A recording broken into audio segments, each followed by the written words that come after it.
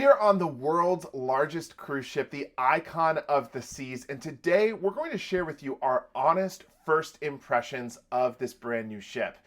We're also going to bring up the one thing that no one's talking about.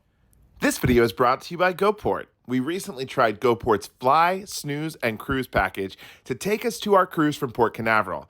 All transportation was taken care of. Once we made it to our room, we were excited for a great night's sleep before our cruise.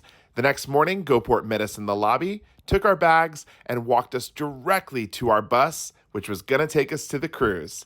GoPort will be taking cruisers to Star of the Seas when it's released and sailing out of Port Canaveral in 2025. GoPort got us there, and it can get you there too. It's JJ Cruise approved. More details in the description. Hey everyone, what's up? My name is Jordan. And I'm Jared. And we are JJ Cruise. Thank you so much for joining us today. We're on the world's largest cruise ship, the Icon of the Seas, and we could not be more excited to bring you our honest thoughts of what is going on this ship. There is so much to see with it being the world's biggest cruise ship, and we have our honest first impressions, but before we get into them, please subscribe to the channel. We are on the road to 75,000 subscribers, and you can be a part of the first 75K of JJ Cruise. While you're there, please give us a thumbs up. Today we're going to talk to you all about the good and the not so good or the bad of the Icon of the Seas, our honest first impressions. We always tell all when we do these videos, but you're going to want to stay until the end because there is one thing that is a game changer for the cruise industry on this ship, and no one seems to be talking about it. Let's kick off this cruise review with the good, and there's a plethora of good things to talk about. Starting off with the staterooms. The staterooms feel so spacious and open. It feels large, and I think it's just because it's such a bright space. We have been staying in a traditional ocean view balcony room. You can check out our full review of this room over on the channel, but for the most part, we did only have good things to say about this room. Something that we loved in particular was the shower. Royal Caribbean has redesigned their shower space in most of their staterooms on Icon of the Seas, and there's things in the shower that we've never seen before. The showers are larger than normal. There's a bench in the shower as well as a rack to hold your towels. So you can shower and then dry off, all with being in the glass, beautiful enclosure that they have placed in the bathroom here on these staterooms. No soggy socks when you go back in and get ready from someone dripping off from the shower previously. Let's talk a little bit about the ship. Obviously, the world's largest ship has quite a bit to talk about, but we want to focus on the neighborhoods. There are 8 different neighborhoods on this ship, and what we have loved is that Royal Caribbean has really leaned into making each of these neighborhoods distinct, unique, and feel like separate parts of the ship. I've got to be honest, there's sometimes in the neighborhoods that I even feel like I'm on a completely different ship.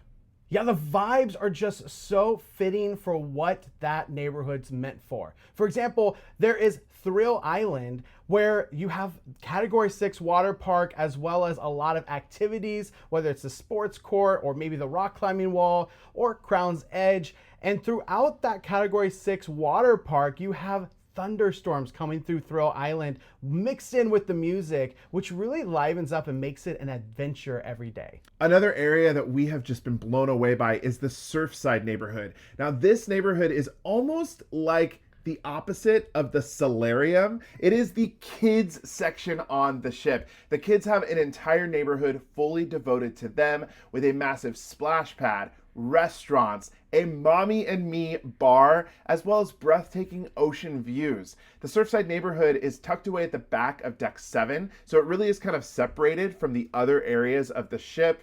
The bright colors make this area a wonderland for families. Another neighborhood is the AquaDome. Now with the AquaDome comes some unique qualities on top of the Aqua Show. The Overlook is a venue that we weren't really expecting much from, and we were blown away for our first takes at night. This area reminds us of Pandora from Avatar, where you can look at these blue lights coming in and out of this entire vast landscape of really cool, like floral mix, I don't know, alien terrestrial life forms. There's an aquarium over to your right, and then to the left, there's a bar that looks like an octopus or some kind of plant coming out. It is absolutely stunning. You also have pods that are private little areas that you can go and hang out and have a drink with friends or family. I will be honest, this area of the ship is possibly my personal favorite area I have ever seen on a cruise ship, and we have been on 70 cruises. We've been blown away with the AquaDome. There's also the AquaDome marketplace that's there that we'll touch on when we talk about the food. But these neighborhoods have just been incredible. One other one that I just have to mention is Central Park. It's new, it's redesigned, there are ocean views from Central Park, and the neighborhood has so many unique and fun venues, places to get champagne, places to sit and listen to live music. Central Park has quickly become another favorite part of the ship. The ship just gives wow factor as you walk through neighborhood by neighborhood. You can't talk about any ship without talking about the heart.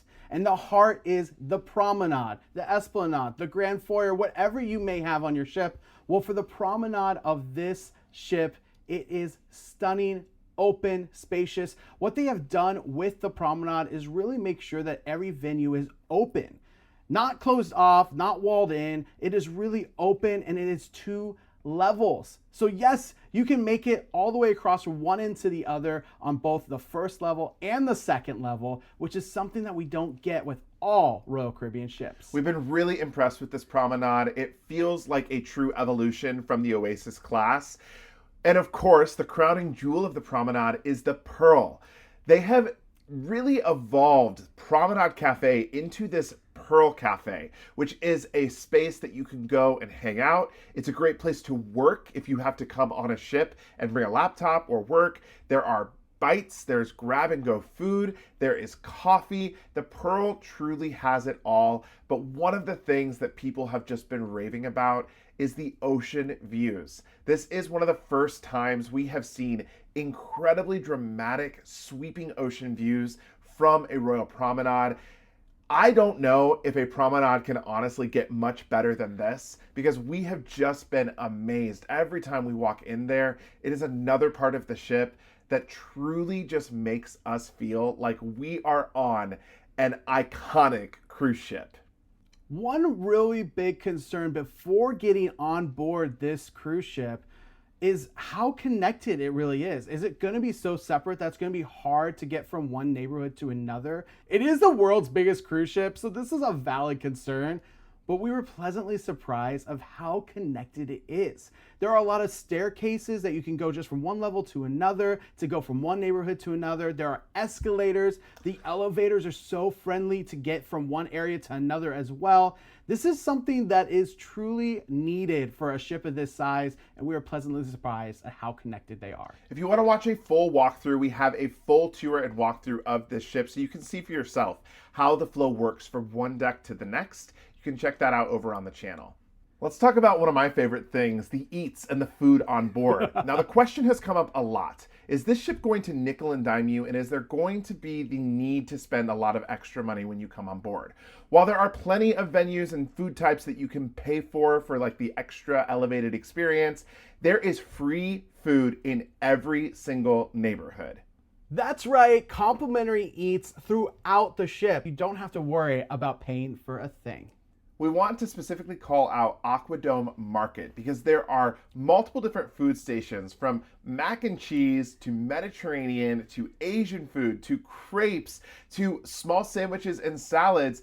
These are bites that are open most of the day, and it is a new late night option. On this sailing that we are on, it has been open every night until midnight, which is great because now you don't just have pizza past the closing of the buffet, 9 or 10 p.m., depending on the ship that you're on. So the AquaDome Market has been awesome. Some of our favorites there has been the Mediterranean food, which we found to be really good. And the gourmet mac and cheese is also chef's kiss.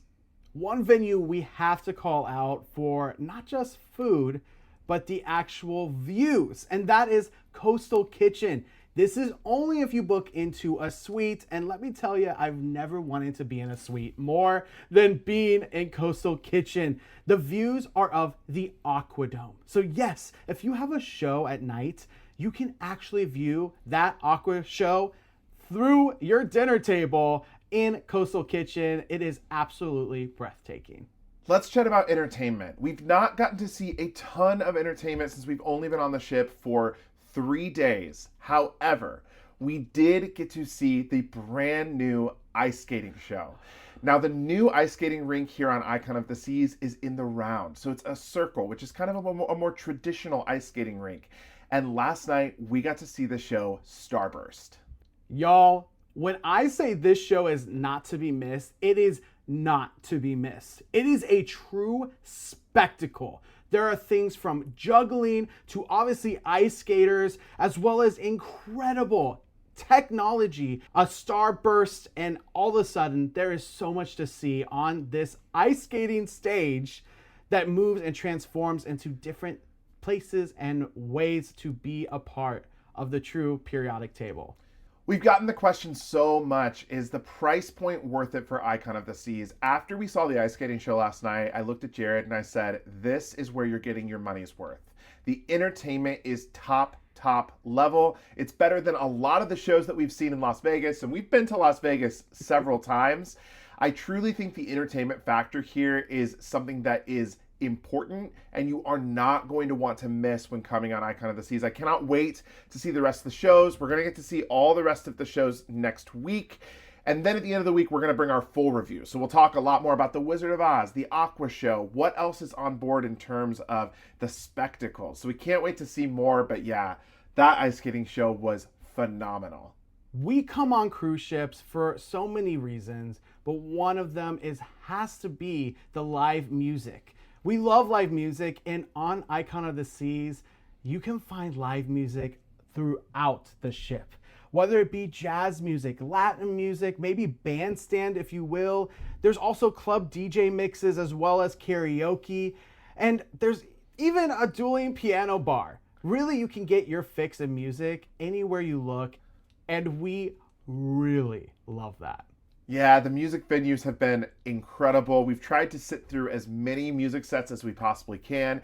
Last night we went and saw the music hall. The music hall on this ship is the best music hall we've seen on a Royal Caribbean ship. It's 2 levels and it feels like a rock concert venue. The back lights that are against the band are so much fun and so cool. The band Phoenix is on board. I know there's a lot of fans around the world that love that band, and they were rocking out last night, and the music hall was packed. Those were our good. Let's move into the things that weren't so good, maybe bad, or honestly, a lot of these are just concerns for the future.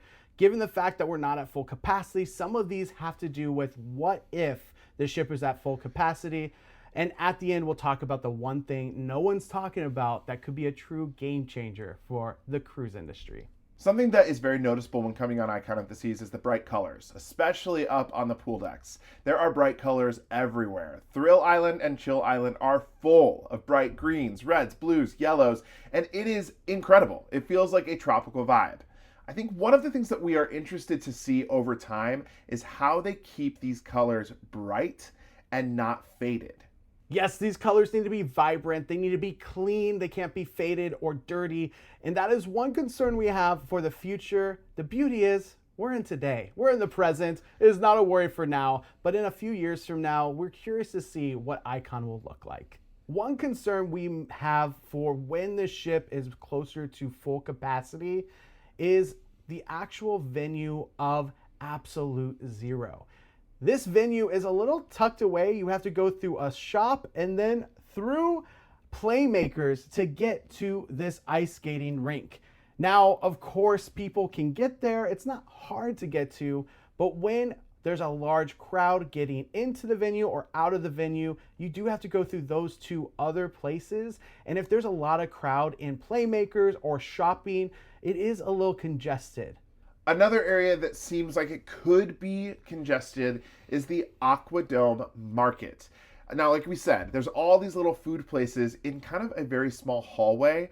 What we are unsure of is where people will queue when there are a lot more people trying to go get food up there.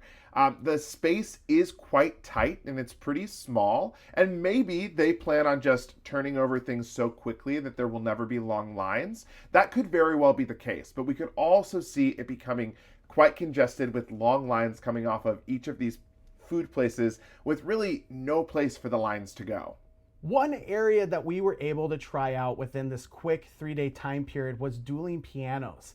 Now, the talent is fantastic, but the seating is not up to par. What we mean by this is there is different heights of seats throughout the actual venue.